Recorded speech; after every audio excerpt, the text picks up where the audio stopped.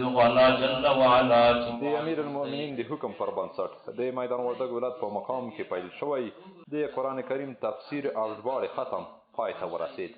په یاد ختم کې د دغه ولایت چارواکو وویل د قرآن کریم ژباړه او تفسیر د ټولو مسلمانانو لپاره اړین دی ترڅو د ژوند په چارو کې ترې ګټه واخلي.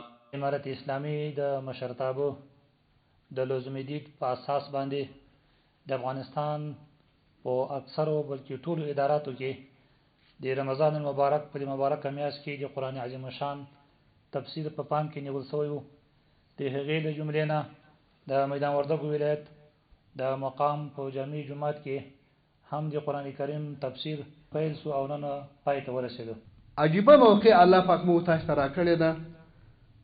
کوشش وکړئ خپل ځان د علم په ګاڼه باندې سنبال کړئ، په هر علم یې سنبال کړئ، په عصري علم یې سنبال کړئ، په دینی علم یې سنبال کړئ.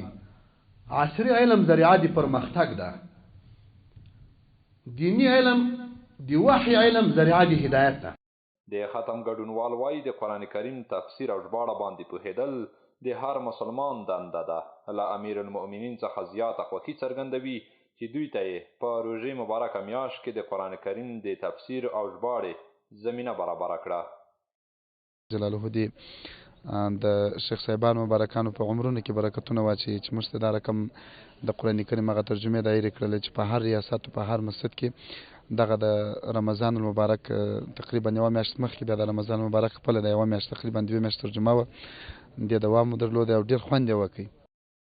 د ویلو ده چې د امیر المؤمنین د حکم پر اساس 2 میاشتې وړاندې د هیواد په جامع مسجدونو، نظامي مرکزونو او دولتي ادارو کې د قرآن کریم تفسیر او ژباړه پیل شوې وه چې په میدان وردګ ولایت مقام کې ختم ترسره شو.